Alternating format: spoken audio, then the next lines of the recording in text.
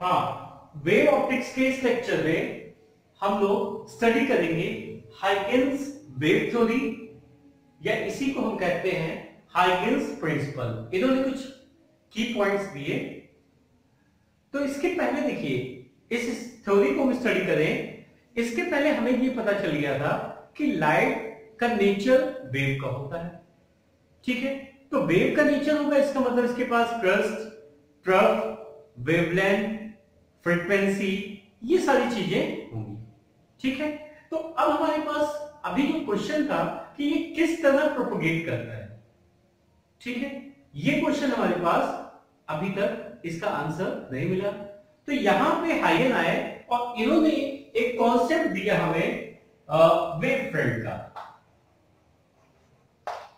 Wave front, तो wave front क्या होती है, इसको समझने के लिए हम जरा वाटर वेव्स का कॉन्सेप्ट लेते हैं। सपोज कीजिए कि हम किसी पॉन्ड के किनारे बैठे हुए हैं और एक हमने छोटा सा स्टोन उसमें फेंक दिया। तो हमने ये देखा कि ये हमने यहां पे एक डिस्टरबेंस क्रिएट किया और ये डिस्टरबेंस धीरे धीरे सर्कुलर इस तरह से कॉन्सेंट्रेट सर्कल्स हमको दिखाई देंगे। ठीक है, अच्छा अब देखिए इसमें होता क्या है, अगर यहां पे आपने एक कॉर्क का टुकड़ा रख दिया तो आप ये देखेंगे ये कॉर्क का टुकड़ा ऊपर हो रहा है, नीचे हो रहा है, ऊपर हो रहा है, नीचे हो रहा है, लेकिन ये कहीं पे मूव नहीं कर रहा है। ठीक है, इसका मतलब क्या हुआ, एक यहां पे डिस्टरबेंस है जो आगे मूव कर रहा है। ठीक है, तो अगर इसको हम ध्यान से देखें तो इसका मोशन हमें इस तरह से दिखाई देगा जैसे वेव का मोशन होता है।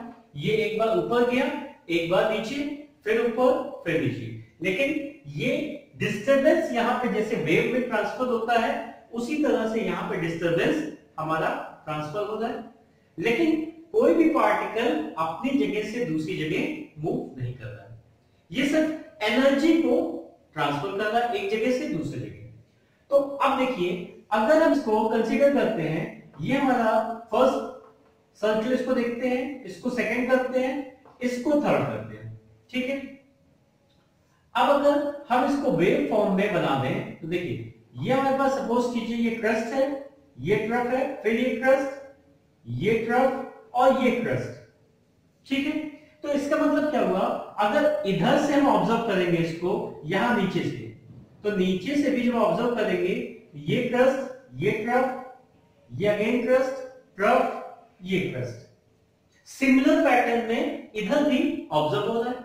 इसका मतलब जब ये क्रस्ट यहां पे मिल रहा है उसी समय यहां पे भी क्रस्ट मिल रहा है, जब ये ट्रफ हमें मिल रहा है उसी समय यहां पे भी ट्रफ मिल रहा है, अगेन फिर जब हमें यहां पे क्रस्ट मिल रहा है तो यहां पे भी क्रस्ट हमें मिल रहा है। इसका मतलब सभी डायरेक्शन में ये डिस्टरबेंस हो रहा है और सभी जगह जब यहां पे हमें क्रस्ट मिलेगा तो यहां पे भी क्रस्ट मिलेगा, यहां पे भी क्रस्ट, यहां हर एक पॉइंट पे हमें क्रस्ट मिलेगा।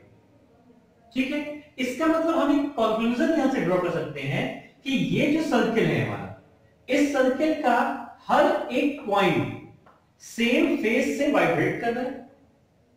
ठीक है, मतलब अगर यहां पे ये एंगल 90 है हमारा, ठीक है, यहां पे 90 है तो सभी जगह क्या होगा, 90 मिलेगा। यहां पे जो एंगल है वही यहां पे मिलेगा, यहां पे जो एंगल है इसको अगर ड्रॉ करेंगे तो यहां पे भी वही मिलेगा। इसका मतलब ये जो हमारा एक सर्कल हम इसको ले रहे हैं, ये सर्कल क्या है, it is a collection of all the points which are vibrating in same phase. Same phase का मतलब क्या हुआ, जब एक का क्रस्ट आएगा तो दूसरे का क्रस्ट आएगा, जब एक का ट्रफ आएगा तो दूसरे का ट्रफ आएगा। तो इसी को उन्होंने, हाइगन ने एक पर्टिकुलर नेम दिया और इसको कहा इन्होंने वेव फ्रंट। तो वेव फ्रंट हमारे पास क्या हो गया, वेव फ्रंट हो गया, it is the collection of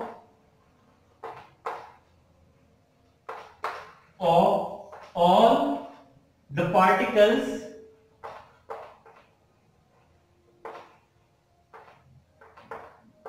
which are oscillating या वाइब्रेटिंग कर लीजिए आप इन सेम फेज। ठीक है, तो इन सभी में क्या हो गया, ये एक कलेक्शन हो गए ऐसे पार्टिकल्स के जो एक ही फेज में वाइब्रेट कर रहे हैं, और इसको इन्होंने नाम दिया वेवफ्रंट। ठीक है, तो ये तो वेवफ्रंट के बारे में बात हो गई। अब इन्होंने ये कहा कि देखिए ये पार्टिकल्स यहां से यहां मूव नहीं कर रहे हैं, वो सिर्फ अपनी जगह वाइब्रेट कर रहे हैं। अब अगर हम इसको कहें तो ये एक वेवफ्रंट हुआ, एक वेवफ्रंट ये हुआ, एक वेवफ्रंट ये हुआ। इसका मतलब जो एनर्जी का ट्रांसफर हो रहा है, यहां पे प्रोपगेशन हो रहा है, that is in form of wavefront. ठीक है, तो हमारे जो दो क्वेश्चंस थे अभी तक कि किस तरह से क्या पार्टिकल मूव करते हैं, तो हमें इसका आंसर मिल गया कि पार्टिकल मूव नहीं करते। दूसरा आंसर कि किस तरह इनका प्रोपगेशन होता है, तो हमें यहां हाइगन के थ्योरी से ही पता चला कि it is the wavefront which propagates, जिनका प्रोपगेशन होता है एक्चुअल में। ठीक है, तो ये चीजें हमें मिल गई। अब इस वेवफ्रंट के कॉन्सेप्ट पे हम कुछ चीजें डिसाइड करेंगे कि हमारा वेवफ्रंट क्या होता है, ये पता चल गया। अब इसके बेसिस पे उन्होंने कुछ रूल्स दिए। तो उनका पहला रूल ये था कि अगर ये हमारे पास कोई सोर्स है एस, इस सोर्स को हम कह रहे हैं प्राइमरी सोर्स, प्राइमरी सोर्स है ये। तो ये क्या करेगा, अगर इसको हमने डिस्टर्ब किया तो ये अपने चारों तरफ कुछ पार्टिकल्स ऐसे होंगे जिनका फेज सेम होगा। ठीक है, तो इसका मतलब इसको हम कहेंगे प्राइमरी सोर्स। अब देखिए ये क्या हो गया, एक वेवफ्रंट हो गया जिनका फेज सेम है। इन सारे पार्टिकल्स जो वाइब्रेट कर रहे हैं इन सभी का फेज सेम है, इसका मतलब ये हमारे पास एक वेवफ्रंट बन गई। ठीक है, अच्छा अब इन्होंने दूसरी बात ये कही कि हर एक पॉइंट इस वेवफ्रंट पे, ये हर एक पॉइंट है, ये अब फ्रेश सोर्स का काम करेगा, नया सोर्स, और ये अपनी वेवफ्रंट बनाएगा। ठीक है, तो ये इसने अपनी वेवफ्रंट बनाई, इसने अपनी वेवफ्रंट बनाई, ऐसे सभी ने अपनी वेवफ्रंट बनाई। ठीक है, तो इन पार्टिकल्स को, ये जो छोटे छोटे स्मॉल वेवफ्रंट्स बन रहे हैं, इसको हम कहते हैं वेवलेट। तो वेवलेट्स क्या हो गए, वेवलेट्स आर स्मॉल वेवफ्रंट। ठीक है, तो इस सोर्स में भी अब ये एज अ सोर्स काम कर रहा है, इसने अपनी वेवलेट बनाई, इसने अपनी वेवलेट बनाई, इसने अपनी वेवलेट बनाई, ऐसे सभी ने अपनी वेवलेट बनाई। ठीक है, अब हमें नेक्स्ट वेवफ्रंट कहां पे मिलेगी ये समझिए। ये हमारी प्राइमरी वेवफ्रंट थी, ये जो था प्राइमरी वेवफ्रंट है। ठीक है, इसके बाद ये जो सभी वेवलेट्स बने हैं एक टाइम में, इनका एक हमने कॉमन टेंजेंट ड्रॉ किया, और वो कॉमन टेंजेंट हमें new wavefront at any time देगा। इसी तरह से अब ये जो वेवफ्रंट बन गई, इसके सारे सोर्स फ्रेश सोर्स की तरह काम करेंगे, और ये अपनी सेकेंडरी वेवलेट्स तैयार करेंगे, और उन वेवलेट्स का जब कॉमन टेंजेंट हम ड्रॉ करेंगे तो हमें एक नई वेवफ्रंट मिलेगी। तो इस तरह से यहां पे वेवफ्रंट एक जगह से दूसरे जगह प्रोपोगेट कर रही है। तो ये तो हो गया हमारा प्राइमरी सोर्स, ये सेकेंडरी वेवलेट हो गई। ठीक है, और ये अपनी सेकेंडरी बनाएगी। तो इस तरह से हमारा ये मोशन होगा। तो इन्होंने जो अपना प्रिंसिपल दिया, उस प्रिंसिपल में इन्होंने पहला पॉइंट ये कहा कि each point on a wavefront, each point on a wavefront behaves as a secondary source and they creates और they forms their new wavefront. ठीक है, पहली बात तो ये हो गई। दूसरी बात इन्होंने ये कही कि जो हमारे वेवलेट्स बनेंगे एट एनी टाइम, उनका जब कॉमन टेंजेंट हम ड्रॉ करेंगे तो वो हमें new wave front at any point मिलेगा। ठीक है। तीसरी बात उन्होंने कही, तीसरी बात ये कही उन्होंने कि जब हमारी एक, यहां से देखिए ये हमारे पास सोर्स है और ये एक वेव फ्रंट फॉर्म हुई, ये एक वेव फ्रंट फॉर्म हुई, तो इस वेव फ्रंट के सभी पार्टिकल्स की वेलोसिटी, फ्रीक्वेंसी और वेवलेंथ सेम रहेगी। ठीक है। तो डिफरेंस क्या आएगा? डिफरेंस ये होगा कि उनकी इंटेंसिटी कम होती चली जाएगी, जैसे जैसे जाएंगे इंटेंसिटी उनकी कम होती चली जाएगी। ठीक है। तो ये तीन चीजें कॉमन रहेंगी, ये पॉइंट उन्होंने बताया। चौथा पॉइंट उन्होंने ये बताया, ये तो हो गया कि स्पीड, फ्रीक्वेंसी और वेवलेंथ ये हमारी कांस्टेंट हो गई। ठीक है। अब इसके बाद इन्होंने इन्हीं तीनों को समराइज करके एक प्रिंसिपल दिया, जिस प्रिंसिपल को हम कहते हैं हाइगेन्स प्रिंसिपल। ठीक है।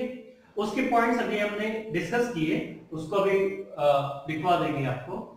उसके पहले जरा हम ये देख लेते हैं कि हमारे वेव फ्रंट किस किस तरह के होते हैं, वेव फ्रंट्स का शेप क्या होता है।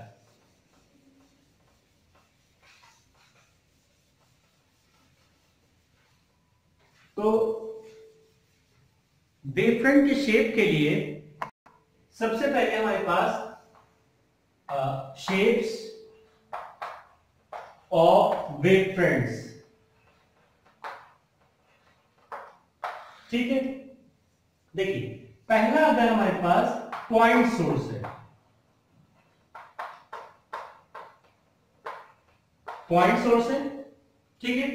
तो पॉइंट सोर्स में ये देखिए जैसे अभी हमने डिस्कस किया, ये एक प्राइमरी सोर्स है, ये अपने चारों तरफ ऐसे पार्टिकल्स जो सेम फेज में हैं, वाइब्रेट कर रहे हैं, उनका लोकस तैयार करेगा। और ये हमारा किस तरह का आ रहा है, ये शेप आ रहा है स्फेरिकल। तो अगर हमारे पास पॉइंट सोर्स है तो उसका वेव फ्रंट स्फेरिकल होगा। अब देखिए ये जो पॉइंट्स हैं ये अपनी वेवलेट्स यहां पे बना रहे हैं। ठीक है। तो नेक्स्ट हमें कहां पे मिलेगा, नेक्स्ट वेव फ्रंट इनका कॉमन टेंजेंट होगा। ठीक है। ये भी क्या हो रहा है हमारे पास स्फेरिकल। तो इस तरह से अगर सोर्स हमारा पॉइंट सोर्स है तो उसका वेव फ्रंट स्फेरिकल बनेगा। अब दूसरी बात देखिए, अगर हमारे पास लीनियर सोर्स है, लाइन सोर्स या लीनियर सोर्स है, मान लीजिए ये कोई लाइन है। ठीक है। यहां पे अगर इस पार्टिकल को हम ध्यान देते हैं तो इस तरह से इसके पास क्या होगा, ये स्फेरिकल इसने बनाया, दूसरा जो पार्टिकल है इसने भी स्फेरिकल बनाया, तीसरा पार्टिकल है इसने भी स्फेरिकल बनाया। ऐसे ही सारे पार्टिकल्स क्या करेंगे, स्फीयर बनाएंगे। और जब इस पे हम कॉमन टेंजेंट ड्रॉ करेंगे, ठीक है, तो ये हमें क्या शेप दे रहा है, ये कॉमन टेंजेंट जो हम बना रहे हैं that gives the shape of cylinder. तो अगर हमारे पास लीनियर सोर्स है तो हमारा वेव फ्रंट क्या हो जाएगा, सिलेंड्रिकल। अच्छा, यहां से एक चीज ध्यान दीजिए कि ये जो हमारा डिस्टर्बेंस है इधर बढ़ रहा है। ठीक है। तो ये जो डिस्टर्बेंस हमारा जिस डायरेक्शन में ये प्रोपोगेट होता है, direction of propagation, direction of propagation is known as रे। ठीक है, जिस डायरेक्शन में प्रोपोगेट कर रहा है उसको कहते हैं रे। तो देखिए ये अगर ले लें, इस डायरेक्शन में प्रोपोगेट कर रहा है, एक रे ये हो गई, इस डायरेक्शन में प्रोपोगेट कर रहा है, एक रे ये हो गई। ऐसे हम बहुत सारी रे बना सकते हैं। अच्छा, यहां पे देखिए एक बात और है कि डायरेक्शन ऑफ प्रोपोगेशन जो रे होती है और ये जो वेव फ्रंट है हमारा, वेव फ्रंट, ये वेव फ्रंट है मान लीजिए और ये रे है, तो वेव फ्रंट और रे हमेशा एक दूसरे के परपेंडिकुलर रहती है। ये भी एक प्रॉपर्टी थी हाइगन के प्रिंसिपल में। तीसरा देखिए, अगर हमारा प्लेन वेव फ्रंट है, ठीक है ना, अगर हमारा सोर्स है प्लेन सोर्स है, ठीक है, ये मान लीजिए कि इस तरह का ये हमारे पास ये सोर्स है, ठीक है, तो इसका हमारे पास जो बनेगा वो प्लेन बनेगा, ठीक है, क्योंकि ये देखिए यहां पे पहुंचा डिस्टरबेंस, ये डिस्टरबेंस यहां पे पहुंचा, ये डिस्टरबेंस यहां पे पहुंच रहा है और ये यहां पे पहुंच रहा है। तो इसका मतलब अगर हमारे पास सोर्स प्लेन है तो उसका वेव फ्रंट भी हमारे पास क्या बनेगा, प्लेन, प्लेन वेव फ्रंट। तो प्लेन वेव फ्रंट बनाने के लिए हमारे पास दो कंडीशंस हैं, either source is plane source, एक तो ये कंडीशन है, और पॉइंट सोर्स फार अवे, ये बहुत दूर। तो जब कोई भी पॉइंट सोर्स बहुत दूर होता है तो हम ये सपोज करते हैं कि उससे जो रेज आ रही है पैरेलल आ रही है, तो पैरेलल आएगी तो वो एक तरह से प्लेन फॉर्म कर रहा है और उसका जो वेव फ्रंट होगा वो हमारे पास प्लेन बनेगा। तो ये तो तीन हो गए। अब जरा ध्यान दीजिए कि अगर हमारे पास कोई ऐसा सोर्स है जो कॉनकेव मिरर पे पड़ रहा है, ठीक है, तो देखिए ध्यान दीजिए, चौथा हो गया हमारे पास कि ये एक कॉनकेव मिरर है, ठीक है, और ये हो गई हमारी प्रिंसिपल एक्सिस, ठीक। यहां पे देखिए एक रे ये आ गई है हमारे पास, एक रे यहां से आ रही है, तो हमें पता है कि यह जो रे है ये पैरेलल है तो फोकस से पास करेगी, ये भी पैरेलल है तो ये भी फोकस से पास करेगी, क्लियर, ये पॉइंट हो गया फोकस।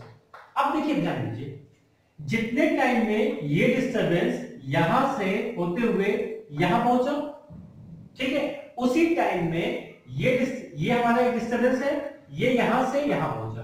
अब जरा देखिए शेप की वजह से ये यहां से यहां तक की डिस्टेंस इसके कंपैरिजन में कम है, ये डिस्टेंस ज्यादा है, ठीक है, तो ये यहां से यहां गई और यहां पे पहुंची, ठीक है, मान लीजिए ये 10 सेंटीमीटर है और ये 3 सेंटीमीटर, 13 सेंटीमीटर पे कवर किया।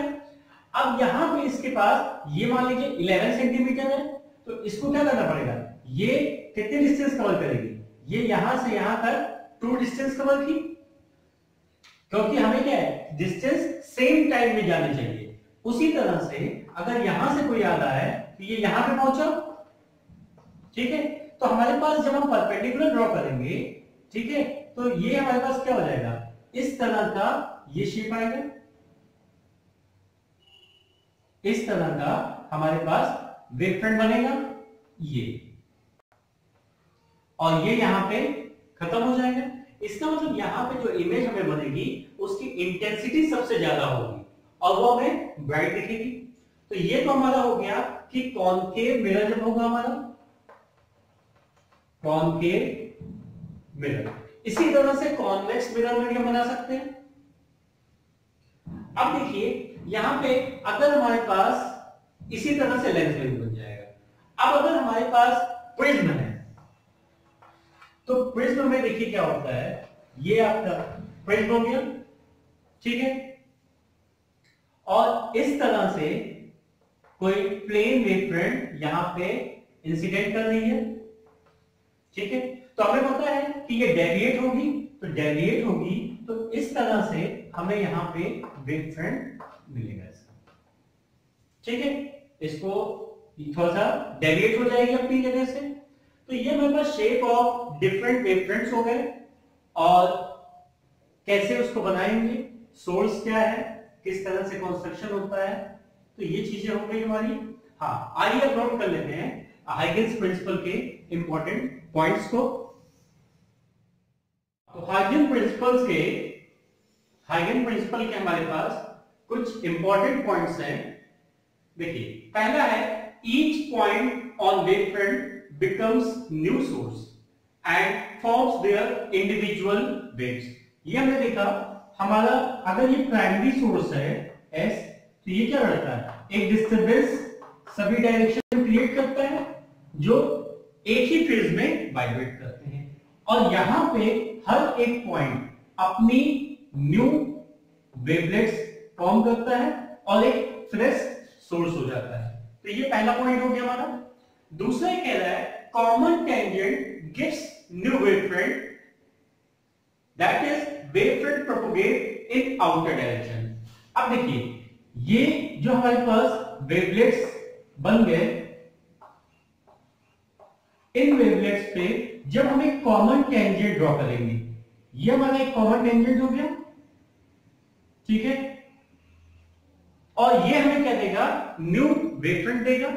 इसी तरह से ये जो हमारे वेवलेट्स हैं, ये फिर यहां पे फॉर्म होंगे सोर्स, और ये फिर एक कॉमन टेंजेंट आ जाएगा। इसका मतलब ये इस डायरेक्शन में प्रोपोगेट कर रहा है। कॉमन टेंजेंट ने हमारा न्यू वेवफ्रंट दिया, और वेवफ्रंट प्रोपोगेट इन आउटर डायरेक्शन, वेवफ्रंट सोर्स से दूर जा रहे हैं सभी डायरेक्शन में, ठीक है। तीसरा पॉइंट हो गया वेलोसिटी, वेवलेंथ और frequency of secondary waves is same. ये जो सेकेंडरी वेव्स है, इसकी वेलोसिटी, फ्रीक्वेंसी और वेवलेंथ वही होगी जो हमारी प्राइमरी सोर्स की होगी, ठीक है। That is intensity of light decreases. अब क्या होगा, देखिए यहां पे जो सोर्स है इसके पास मैक्सिमम इंटेंसिटी है। अब ये धीरे धीरे जैसे प्रोपोगेट करेगा, इसकी एनर्जी और इंटेंसिटी कम होती चली जाएगी, लेकिन वेवलेंथ, वेलोसिटी और फ्रीक्वेंसी हमारी एज इट इज रहेगी।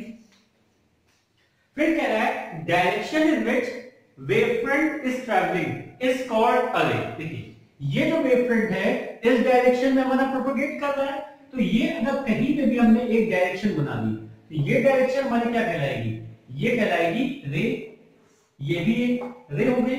ऐसे से बहुत सारी रे ड्रॉ कर सकते हैं।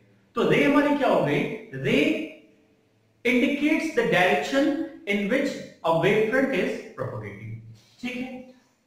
अच्छा, यहां पे एक प्रॉपर्टी और होती है कि ये अगर हमारा वेवफ्रंट है और ये रे है, तो ये हमेशा रे वेवफ्रंट के परपेंडिकुलर होगी, या इसी का उल्टा भी कह सकते हैं कि वेवफ्रंट रे के परपेंडिकुलर होगी एट एवरी पॉइंट। तो रे हमारा क्या हो गया, ray is perpendicular to wavefront, wavefront moves in wave theory. तो वेव थ्योरी में क्या बताया हाइगन ने कि क्या मूव कर रहा है, हमारी वेवफ्रंट मूव कर रही है। इसके बाद एक वर्ड आता है वेवलेंथ। तो देखिए, ये हमारा सोर्स था, इस सोर्स ने यहां पे एक वेवफ्रंट बनाई, और इस वेवफ्रंट का हर एक पॉइंट अपनी सेकेंडरी वेवलेट बना रहा है, ठीक है। तो इस स्मॉल वेवफ्रंट को हम कहेंगे वेवलेट। मींस स्मॉल वेवफ्रंट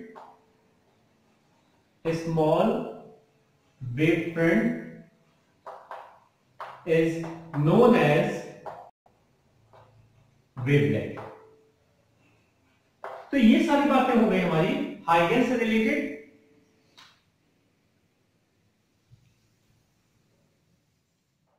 हाइगन की थ्योरी को, हाइगन की वेव थ्योरी को, हाइगन के प्रिंसिपल को समराइज करते हुए हमने अभी तक जो डिस्कस किया उसको कुछ पॉइंट्स में देखते हैं। हाउ न्यू वेवफ्रंट्स आर फॉर्म्ड, ये हम डिस्कस कर चुके हैं, और कैसे वो प्रोपोगेट करते हैं एक जगह से दूसरे जगह, किस तरह से उनका प्रोपोगेशन होता है, ये अभी हमने पढ़ा। इसके बाद देखिए इनके कुछ इंपॉर्टेंट या की पॉइंट्स हैं। Light travels in form of longitudinal waves.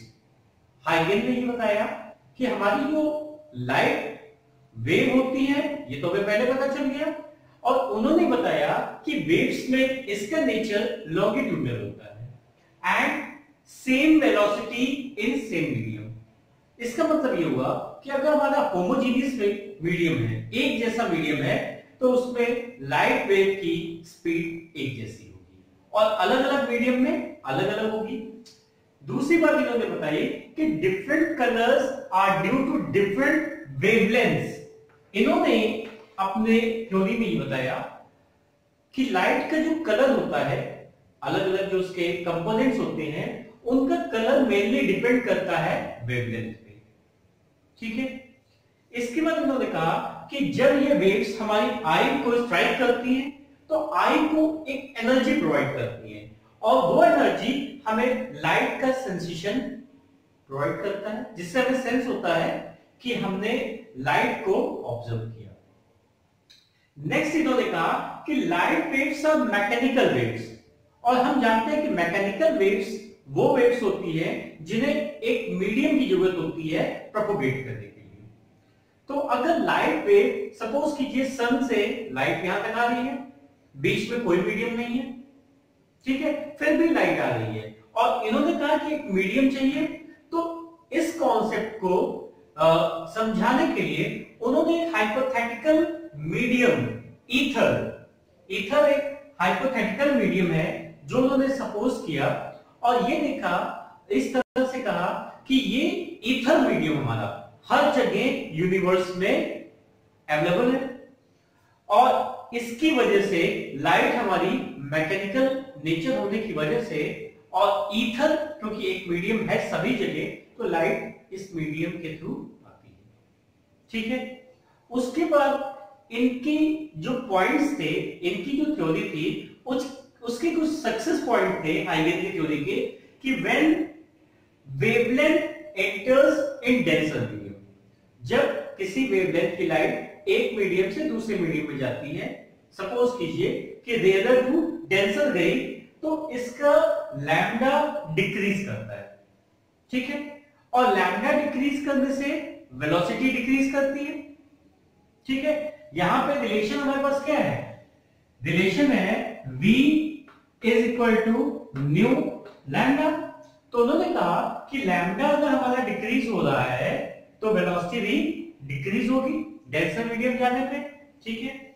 अच्छा, लेकिन अगर लैम्डा डिक्रीज कर रहा है या इंक्रीज कर रहा है तो यहां पर उन्होंने कहा कि कलर हमारा वेवलेंथ पे डिपेंड कर रहा है। इसका मतलब अगर एक किसी पर्टिकुलर कलर की वेवलेंथ की light rare to denser medium गई तो उसका तो वेवलेंथ चेंज हो गया, वो वेवलेंथ चेंज हो गया तो इन्होंने कहा कि वेवलेंथ पे कलर डिपेंड कर रहा है। इसका मतलब अगर ग्रीन कलर की लाइट गई तो वो कुछ और हो जाएगी। तो ये थोड़ा सा कॉन्ट्राडिक्टरी ऑब्जर्वेशन था इनके में। अच्छा, इसके बाद इस थ्योरी की हेल्प से इन्होंने कुछ फेनोमेनन्स को एक्सप्लेन किया, जिसमें reflection of light, refraction of light, interference, diffraction, इस तरह के बहुत से फेनोमेनन्स को इन्होंने अपनी वेव थ्योरी से एक्सप्लेन किया। अच्छा, इसके बाद देखिए ये फेल कहां हुए। इनके फेल होने में पहला ये था कि unable to explain polarisation, photoelectric effect and transverse nature of light. ये कुछ फेनोमेनन है जिसे हम आगे पढ़ेंगे। इन फेनोमेनन्स को ये एक्सप्लेन नहीं कर पाए। देखिए, अगर लाइट वेव है, इन्होंने कहा, तो वेव के पास तो लॉन्गिट्यूडनल और ट्रांसवर्स दोनों नेचर होता है। तो लाइट के लॉन्गिट्यूडनल नेचर को तो इन्होंने बताया, लेकिन ट्रांसवर्स नेचर को ये प्रूव नहीं कर पाए। दूसरा इनका शॉर्टकमिंग्स था एग्जिस्टेंस ऑफ ईथर। जिस मीडियम को इन्होंने एक हाइपोथेटिकल मीडियम ईथर को सपोज किया, उसकी एग्जिस्टेंस के बारे में कुछ नहीं बता पाए कि रियल में वो होता है या नहीं होता है। तो ये भी एक इनका फेल्योर था। तीसरा, energy of wave depends on frequency not on amplitude. ठीक है। एनर्जी का फॉर्मूला क्या होता है? E is equal to h nu. तो यहां पे हमारी एनर्जी किस पे डिपेंड कर रही है? फ्रीक्वेंसी पे डिपेंड कर रही है, ना कि एम्पलीट्यूड पे। तो ये हमारे चीजें हो गई हाइगन से रिलेटेड। हाइगन का प्रिंसिपल हमने डिस्कस कर लिया, वेवफ्रंट कैसे बनते हैं, किस तरह प्रोपेगेट करते हैं, अलग अलग वेवफ्रंट का शेप कैसा होता है, वो सारी चीजें हमने डिस्कस कर ली। इनके सक्सेस के पॉइंट्स क्या थे और शॉर्टकमिंग्स क्या थी, ये सारी चीजें हमने डिस्कस कर ली।